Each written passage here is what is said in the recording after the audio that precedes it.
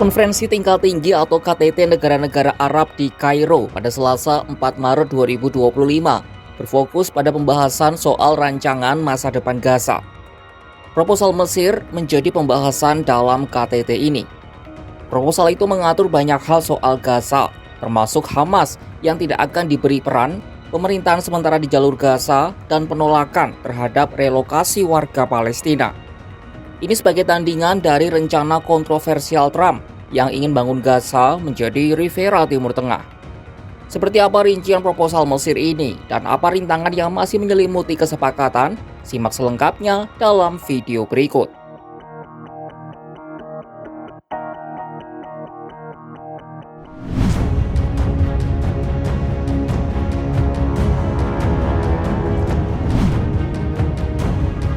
Para pemimpin Arab sepakat untuk mengadopsi rencana Mesir soal rekonstruksi Gaza.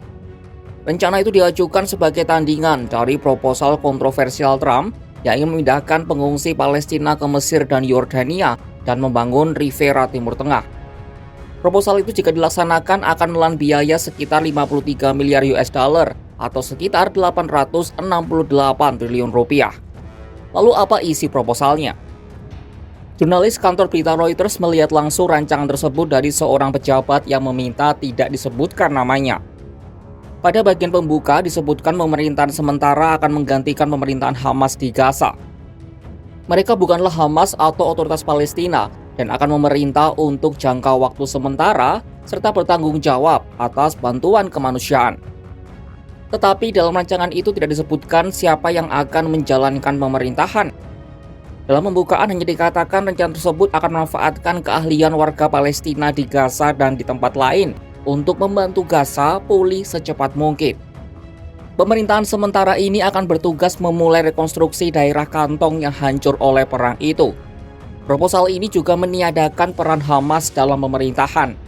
Alasannya akan sulit mendapatkan pendanaan internasional jika Hamas masih menjadi kelompok dominan di Gaza.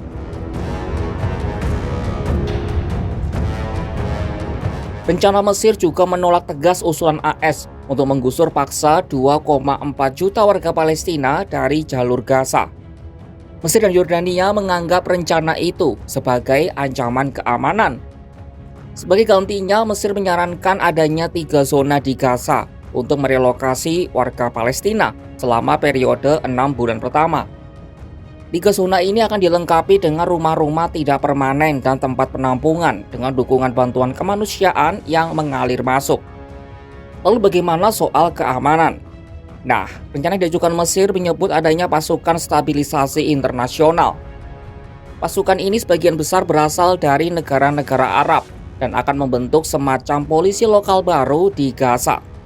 Baik badan keamanan maupun pemerintahan akan diawasi oleh Dewan Pengarah. Dewan Pengarah terdiri dari negara-negara Arab utama, anggota Organisasi Kerjasama Islam, Amerika Serikat, Inggris, Uni Eropa, serta sejumlah negara lain.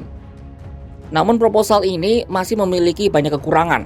Pertama, tidak menyebutkan apakah implementasi diwujudkan sebelum atau sudah kesepakatan damai permanen untuk mengakhiri perang Hamas-Israel. Kedua, siapa yang akan memimpin Gaza setelah konflik juga belum jelas. Ketiga, tidak dibahas isu-isu penting seperti siapa yang akan menanggung biaya rekonstruksi Gaza, lalu juga rincian spesifik soal bagaimana Gaza akan diperintah atau bagaimana kelompok Hamas akan disingkirkan. Soal biaya, opsi paling rasional adalah melibatkan negara-negara Teluk Arab yang kaya, seperti Uni Emirat Arab dan Arab Saudi. Lalu bagaimana tanggapan pihak-pihak yang terlibat terkait rancangan yang ditawarkan Mesir ini?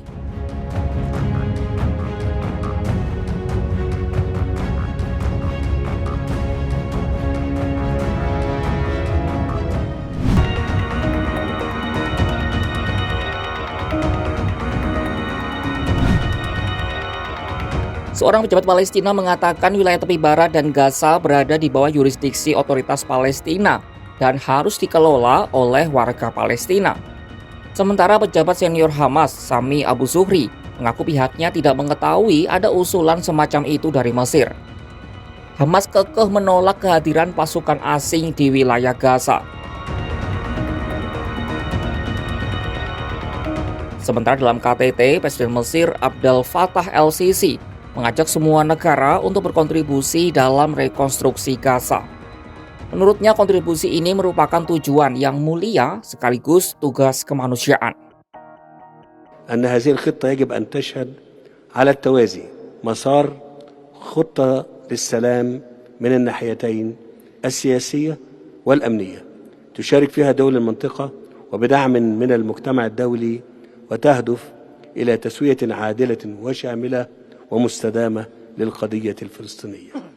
ومن هذا المنبر أدعو كافة الدول الحرة والصديقة للإسهام في هذا المسار والمشاركة بفاعلية في مؤتمر إعادة الإعمار الذي سوف تستضيفه مصر الشهر القادم. فلنجعل جميعا من توجيه الدعم إلى الصندوق المزمع إنشاؤه لهذا الغرض غاية سامية وواجبا إنسانيا. Penolakan datang dari Amerika Serikat dan Israel. Juru bicara Gedung Putih, Brian Hooks, mengatakan rencana yang dibuat oleh negara-negara Arab tidak membahas realitas Gaza.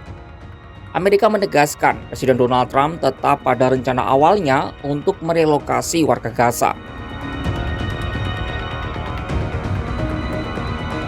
Sementara Kementerian Luar Negeri Israel dalam sebuah pernyataan menyebut rencana yang dibuat Mesir berakar pada perspektif yang sudah ketinggalan zaman. Tel Aviv menolak kehadiran otoritas Palestina dan mengeluhkan tetap berkuasanya Hamas dalam rencana tersebut.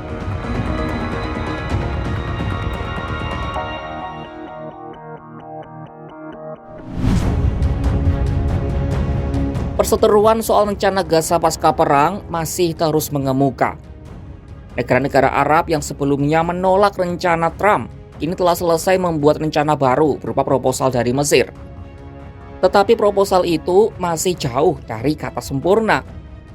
Kelompok Hamas masih setengah hati untuk menyetujui, apalagi peran mereka di Gaza kemungkinan akan hilang sama sekali.